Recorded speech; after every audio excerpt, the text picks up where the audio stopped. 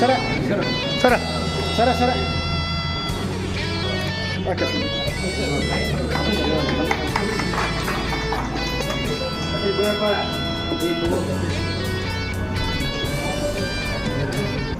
ಸರ ನೋಡ್ರಿ ಹಂಗೆ ಚೂರು ಸರ ನೋಡ್ರಿ ಓಕೆ ಸರ್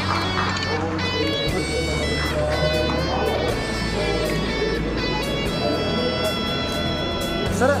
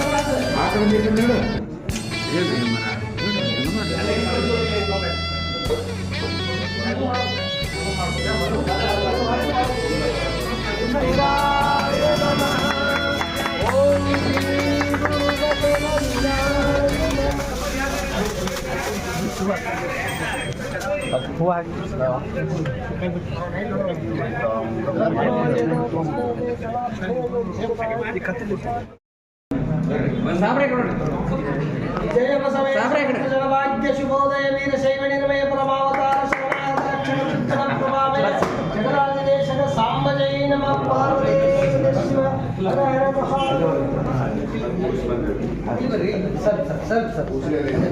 महादेव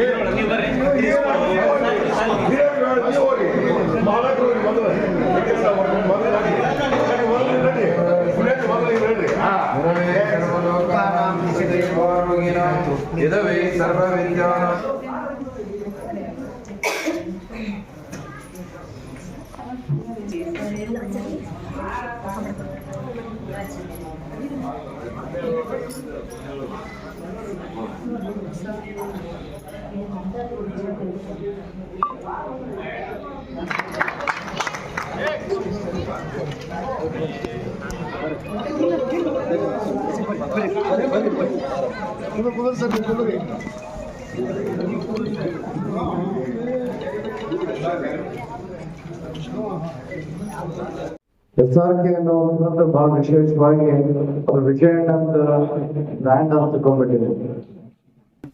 ಅದು ಜೊತೆಗೆ ಬಹಳ ಮುಖ್ಯವಾಗಿ ನಾವು ಗಮನ ಹರಿಸಬೇಕಾಗಿದ್ದು ನಮ್ಮ ತಂದೆಯವರ ಸ್ನೇಹಿತರಾದಂತ ಮಾಜಿ ಸಚಿವರಾದಂತ ಸಾಹೇಬ್ರ ಹೆಸರ ಮೇಲೆ ಈ ಒಂದು ಬ್ಯಾಂಕಿಗೆ ಹೆಸರಿಟ್ಟಿರೋದು ಅದಕ್ಕೆ ಮೊದಲನೇದಾಗಿ ಅಭಿನಂದನೆ. ಅವರು ಹಂಗೆ ಹೋರಾಟಗಾರ, ಯಾಕಂದ್ರೆ ನಮ್ಮ ಅಪ್ಪನೂ ಹೇಳ್ತಿದ್ರು ಅವ್ರ ಬಗ್ಗೆ.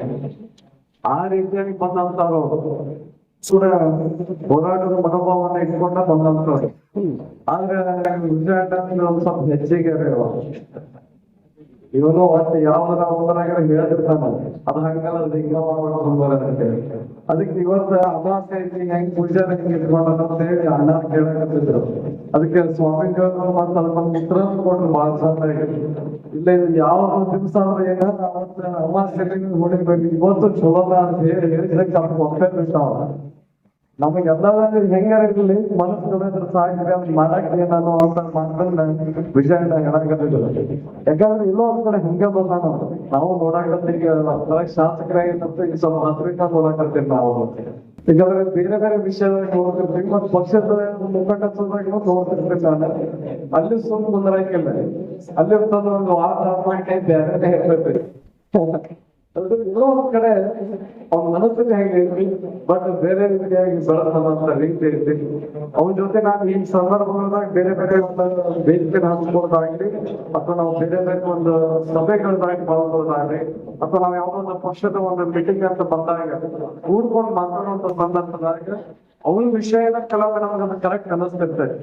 ಅವ್ನು ಹೇಳೋ ರೀತಿ ಸರಿಯಾಗಿಲ್ಲ, ಆದ್ರೆ ಹೇಳೋ ಒಂದು ವಿಷಯ ಸರಿ ಅಂತ ಒಮ್ಮೆ ಮನಸ್ಸಿರ್ತದೆ. ಹಾಗಾಗಿ ಒಮ್ಮೆ ಅವನಿಗೂ ಹೇಳಿರ್ತಾನೆ ಏನೈತಿ ಏನಿಲ್ಲ ಅಂತ ಬೇರೆ ಬೇರೆ ವಿಚಾರವಾಗಿ ಕೂಡ ನಾವು ಮಾತಾಡ್ತಿರ್ತೇವೆ. ಬಹಳ ಮುಖ್ಯವಾಗಿ ನನಗೆ ಮೊನ್ನೆ ಮಾತ್ರ ಒಮ್ಮೆ 2 ಬ್ರಾಂಚ್ ನಮ್ಮ ತಾಲೂಕಿನಾಗ ಉದ್ಘಾಟನೆ ಮಾಡಾಕತ್ತೀವಿ ಅಂತಂದ್ರೆ ನನಗೆ ಆಶ್ಚರ್ಯ ಇವಾಗ ಬ್ಯಾಂಕ್ ಮಾಡೋಣ ಅಂತೇಳಿ. ಯಾಕಂದ್ರೆ ಅಣ್ಣ ಅಂತ ಹೇಳಿರ್ಲಿಲ್ಲ ನಮಗೆ. ಆದ್ರೆ ಇಷ್ಟೊಂದು ಜವಾಬ್ದಾರಿ ತಗೊಂಡು ಯಾವಾಗ ಕುಂದಿರ್ಬೇಕಂತ ಹೇಳಿ ನಾನು ಅನ್ಕೊಂಡಿದ್ದೆ. ಆದ್ರೆ ಮೊನ್ನೆ ನಾವು ಎಲ್ಲ ನೋಡ್ಕೊಂಡು ಬಂದಾಗ ಮತ್ತೆ 2 ವರ್ಷದಾಗ 2 ಭಾಳ ಅಂದ್ರೆ 2.5-3 ವರ್ಷದ ಒಳಗೆ ಒಂದು ಬ್ಯಾಂಕ್ ಅನ್ನ ಒಂದು ಪ್ರಗತಿ ಪಥವಾಗಿ ತಗೊಂಡು ಹೋಗುದಿತ್ತಲ್ಲ, ಅದು ಅಷ್ಟು ಸುಲಭ. ಅವಾಗ ಆ ವಿಷಯನ ಇವತ್ತ ಮಾತಾಡುವ ಸಂದರ್ಭದಾಗ ಹೆಚ್ಚು ಕಡಿಮೆ ಈ ಒಂದು 17 ಅಂದ್ರೆ 25 ಕೋಟಿವರೆಗೂ ನೀವು ಬಂಡವಾಳ ವರ್ಕಿಂಗ್ ಕ್ಯಾಪಿಟಲ್ ಇನ್ವೆಸ್ಟ್ ಆಗೈತಿ ಅಂತ ಅಂದಾಗ ಅಷ್ಟು ಸಣ್ಣದಲ್ಲ. ಅದು ಒಂದು ದೊಡ್ಡ ಸಾಧನೆ ಅಂತ ನಾನು ಲಸಿಕೆ ಪಡಕ್ಕೆ ಇಷ್ಟಪಡ್ತೇನೆ. ಮತ್ತು ಅವರ ಸಿಇಒ ಕೂಡ ಸಿದ್ದು ಕೂಡ ಇಲ್ಲೇ ಇದ್ದಾರೆ. ಅವರೆಲ್ಲ ಇಡೀ ಅವ್ರಿಗೊಂದು ಬಳಗೆಲ್ಲ ಕೂತ್ಕೊಂಡು ಮತ್ತೆ ಎಲ್ಲ ಸಲಹಾ ಸಮಿತಿ ಗವರ್ನಮೆಂಟ್ ಸದಸ್ಯರೆಲ್ಲ ಕೂಡಿ ಇಷ್ಟು ಮಟ್ಟಿಗೆ ಬೆಳೆಸಕ್ಕೆ ಕಾಯ್ಕೊಳ್ತಾರಾಗಿರಲ್ಲ, ಇದು ನಿಮಗೆ ಸಲ್ಲಬೇಕಾದಂತ ಗೌರವ. ಹಾಗಾಗಿ ಇದನ್ನ ಇನ್ನೂ ಬಹಳ ಎಷ್ಟರ ಮಟ್ಟಿಗೆ ಬೆಳೆಸಕ್ಕೆ ಪ್ರಯತ್ನ ಮಾಡ್ರೆ ಎಲ್ಲರ ಸಹಾಯ ಸಹಕಾರ ಹೇಗ್ಲಿ ಅನ್ನುವಂತ ಮಾತನ್ನ ಹೇಳಿ ಬಹಳ ವಿಶೇಷವಾಗಿ ಒಂದು ಬ್ಯಾಂಕ್ ಕಟ್ಟೋದು ಸುಲಭ ಅಲ್ಲ.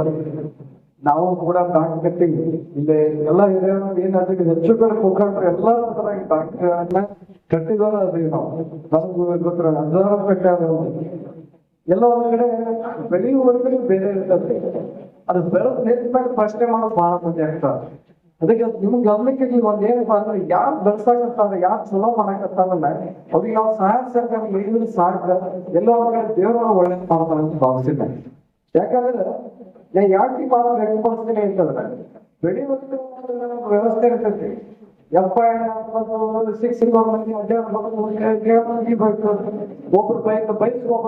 ಹೋಗ್ಬೇಕು ಇಷ್ಟ ಸನ್ಮಾನ ಇರಂಗಿಲ್ಲ.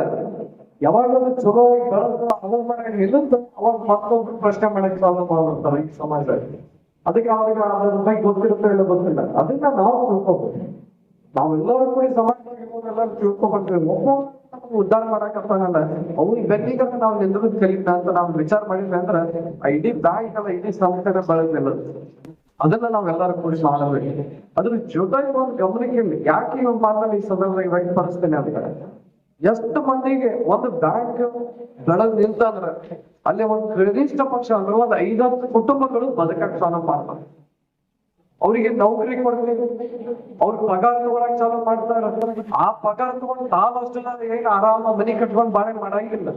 ಅವ್ರು ಹೋಗಿ ಅವ್ರ ಹೆಣ್ಣು ಮಕ್ಕಳನ್ನ ತಂದೆ ತಾಯಿನ ಇನ್ನೊಂದು ಬಳಗನ್ನ ಅವ್ರಿಗೆ ಆರೋಗ್ಯದ್ದು ಇನ್ನೊಂದು ಎಲ್ಲಾ ಕಷ್ಟ ಸುಖದಾಗೂ ಅವ್ರು ಪಾಲ್ಗೊಳ್ಳುವಂತ ವ್ಯವಸ್ಥೆ ಆಗ್ತದೆ. ಯಾರು ನೌಕರಿ ಮಾಡಕತ್ತಾರ ಅವ್ರಿಗೂ ಸತ ಒಂದು ದೊಡ್ಡ ಬದುಕನ್ನ ಒಂದು ಸಂಸ್ಥೆ ಕಟ್ಕೊಡುತ್ತೆ ಅನ್ನೋದನ್ನ ನಾವ್ ಎಷ್ಟು ಮರಿಬಾರ್ದಂತ ಈ ಸಂದರ್ಭವಾಗಿ ಇಷ್ಟಪಡ್ತೀವಿ. ಹಾಗಾಗಿ ಇವತ್ತ ಅದು ವಿಜಯನಗರ ಒಂದು ಬ್ಯಾಂಕಿಂದಾಗಿ 4-5 ಕುಟುಂಬಕ್ಕೆ ಅವಕಾಶ ಮಾಡ್ಕೊಟ್ಟೈತಿ ಅಂದ್ರೆ ನೀವೆಲ್ಲರೂ ಆ ಬ್ಯಾಂಕಿಗೆ ಚಿರಋಣಿ ಆಗಿರ್ಬೇಕಂತ ಈ ಸಂದರ್ಭದಾಗ ಕಲ್ಕಳಿಂದ ಕೇಳ್ಕೊಳ್ತೀನಿ.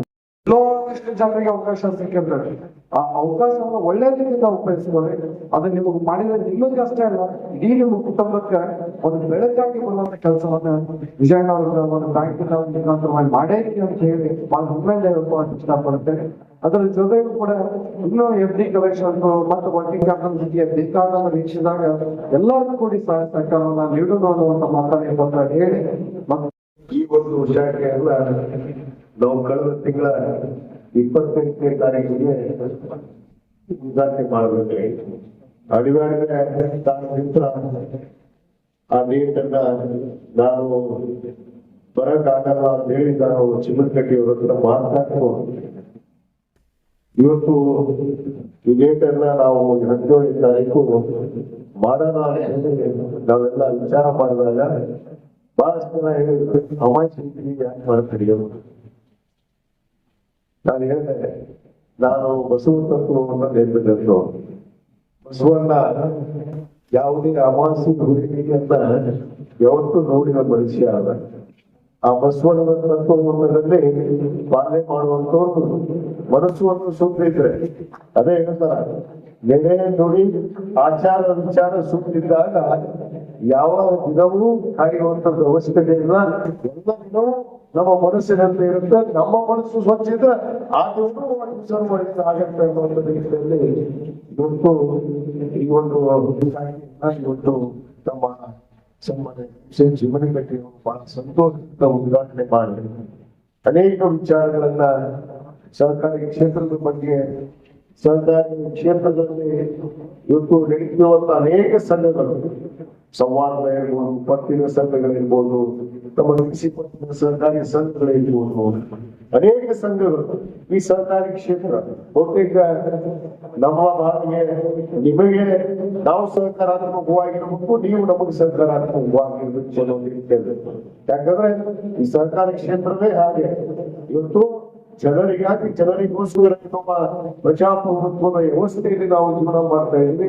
ಅದೇ ರೀತಿ ಈ ಸಹಕಾರ ಕ್ಷೇತ್ರದಲ್ಲಿ ಕೂಡ ಜನರಿಗಾಗಿ ಜನರಿಗೋಸ್ಕರ ಇರುವ ಒಂದು ಸಹಕಾರಿ ಕ್ಷೇತ್ರದಲ್ಲಿ ನಾವು ಗುರುತಿಸಿಕೊಂಡಾಗ ಇವತ್ತು ಸಮಾಜ ಸೇವೆ ನಿಜವಾಗ್ಲೂ ಮಾಡಿದಂತ ಆಗಬೇಕು ನಾವು ಭಾವನೆ ಇರ್ತದೆ. ಇವತ್ತು ನಮ್ಮ ಲಿಂಗೈಕ್ಯ SR ಕಾಶ್ಯಪ್ನವರು ನಮ್ಮ ತಂದೆಯವರ ಇದು ಪ್ರಥಮವಾಗಿ ಕಳೆದ ಒಂದು 10-15 ವರ್ಷದಿಂದ ಈ ಸಂಸ್ಥೆ ನಡೆದು ಬಂದಿತ್ತು ನಮ್ಮ ಮತಕ್ಷೇತ್ರದಲ್ಲಿ. ಅದು ಗೌರಿ ಶಂಕರ್ ಏನು ಸಂವರ್ಧ ಪತ್ತಿನ ಸರ್ಕಾರಿ ಸಂಘ ಆಗಿ ನಡೀತಿತ್ತು. ಬಹುತೇಕ ಅದು ತಾಲೂಕಾ ಮಟ್ಟದಲ್ಲೇ ಒಂದು ವ್ಯವಸ್ಥೆಯನ್ನ ಒಂದು 4-5 ಬ್ರಾಂಚ್ಗಳನ್ನು ಮಾಡಿಕೊಂಡು ತಾಲೂಕಾ ಮತಕ್ಷೇತ್ರದಷ್ಟೇ ಒಂದು ವ್ಯವಸ್ಥೆ ಆಗಿತ್ತು. ಅದನ್ನ ಮುಂದುವರೆದು ನಮ್ಮೆಲ್ಲ ಆಡಳಿತ ಮಂಡಳಿಯ ನಿರ್ದೇಶಕರು ನಮ್ಮ ವಿಶೇಷವಾಗಿ ಈ ಒಂದು ಸಂಸ್ಥೆ ಇವತ್ತು ಬೇರೆ ಬೇರೆ ಮತಕ್ಷೇತ್ರ ಬೇರೆ ಬೇರೆ ತಾಲೂಕಿನಲ್ಲಿ ಕೂಡ ಶಾಖೆಯನ್ನು ತೆಗೆದಕ್ಕೆ ಇವತ್ತು ಕಾರಣೀಭೂತರು ಯಾರು ಅಂದ್ರೆ ನಮ್ಮ ಶಾಖೆಯ ಮಹಾವ್ಯವಸ್ಥಾಪಕ ಆದಂತ ಭದ್ರ ಶೆಟ್ಟಿ ಅನ್ನೋ ಮಾತಂತ ಬಹಳ ಹೆಮ್ಮೆ ಮಾಡ್ತಾರೆ. ಯಾಕಂದ್ರೆ ನಾವು ಜನರ ಮಧ್ಯೆ ರಾಜಕಾರಣದಲ್ಲಿ ಇರುವಂತದ್ದು ಎಷ್ಟು ಸರ್ಕಾರಿ ಕ್ಷೇತ್ರಕ್ಕೆ ನಾವು ಸರ್ಕಾರಿ ಕ್ಷೇತ್ರದಲ್ಲಿ ಇವತ್ತು ಗುರುತಿಸ್ಕೊಂಡಿರ್ಬೋದು. ನಾನು DCC ಬ್ಯಾಂಕ್ ಡೈರೆಕ್ಟರ್ ಆದ್ರೂ ಕೂಡ ಇವತ್ತು ಎಷ್ಟು ಈ ಸರ್ಕಾರಿ ಕ್ಷೇತ್ರದಲ್ಲಿ ನಾವು ಸಾರ್ವಜನಿಕರಿಗೆ, ಬಡವರಿಗೆ, ರೈತರಿಗೆ ಇವತ್ತು ನ್ಯಾಯವನ್ನು ಒದಗಿಸಬಹುದು ಅನ್ನೋದನ್ನ ಅರ್ಥ ಮಾಡ್ಕೊಂಡಂತವ್ರು. ಆ ನಿಟ್ಟಿನಲ್ಲಿ ಈ ಒಂದು ಕ್ಷೇತ್ರವನ್ನ ಮುನ್ನಡೆಸಬೇಕು ಅಂದ್ರೆ ಅಲ್ಲಿ ಒಬ್ಬ ಜವಾಬ್ದಾರಿ ವ್ಯಕ್ತಿ ಬೇಕು. ಯಾವುದೇ ಸಂಘ ಬೆಳೆದಂತಂದ್ರೆ ಅಲ್ಲಿನ ಸಿಬ್ಬಂದಿ ವರ್ಗ, ಅಲ್ಲಿ ಇರುವಂತ ವ್ಯವಸ್ಥಾಪಕರು ಸರಿಯಾಗಿದ್ದಾಗ ಆ ಸಂಘ ಇವತ್ತು ಹತ್ತೊಂದರ ಮಟ್ಟಕ್ಕೆ ಬೆಳೆಯುವಂತ ಅನೇಕ ಸಂಘಗಳನ್ನ ನಾವು ಇವತ್ತು ಕಣ್ಣು ಮುಂದೆ ನೋಡಿದ್ವಿ. ಉದಾಹರಣೆಗೆ ನಮ್ಮ ಬಾಗಲಕೋಟೆ DCC ಬ್ಯಾಂಕ್ ಇವತ್ತು ರಾಜ್ಯದಲ್ಲೇ ಇವತ್ತು ಅತ್ಯಂತ ಪ್ರಗತಿಯಂತ ಹೆಸರನ್ನ ಗಳಿಸಿರುವಂತ ಒಂದು ಜಿಲ್ಲಾ ಕೇಂದ್ರ ಸರ್ಕಾರಿ ಬ್ಯಾಂಕ್ ಯಾವ್ದಾದ್ರು ಆಗಿದ್ರೆ ಅದು ನಮ್ಮ ಬಾಗಲಕೋಟೆ ಅನ್ನೋ ಮಾತನ್ನು ಕೂಡ ನಾನು ಹೆಮ್ಮೆ ಅಂತ ಹೇಳಬೇಕಾಗುತ್ತೆ.